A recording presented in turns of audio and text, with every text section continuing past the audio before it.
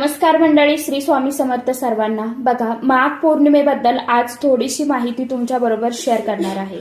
दर पौर्णिमेला सत्यनारायण पूजा करतो, तो प्रदोष काळामध्ये करावा। प्रदोष काळ म्हणजे संध्याकाळी 5 ते 7च्या दरम्यान असतो।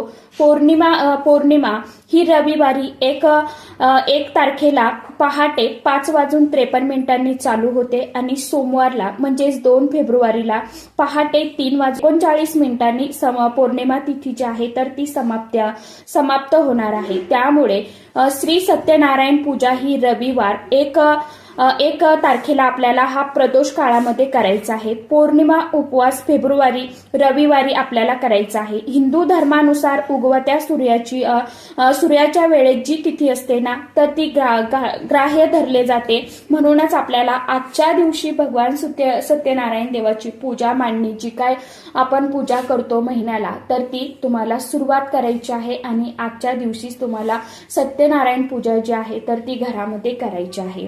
तर अशा पद्धतीने सत्यनारायण पूजा आपल्याला करायची आहे। आता ही सत्यनारायण पूजेसाठी आपल्याला काय काय साहित्य लागणार आहे, कशा पद्धतीने करायचं आहे याविषयीची डिटेल्समध्ये माहिती एका व्हिडिओद्वारे मी शेअर केलेली आहे। आता हा व्हिडिओ कसा बघायचा आहे, खाली तुम्हाला जो त्रिकोण दिसतोय ना तर त्या त्रिकोणवरती क्लिक करा, म्हणजे योग्य त्या व्हिडिओची लिंक तुम्हाला मिळणार आहे। सर्वांना श्री स्वामी समर्थ।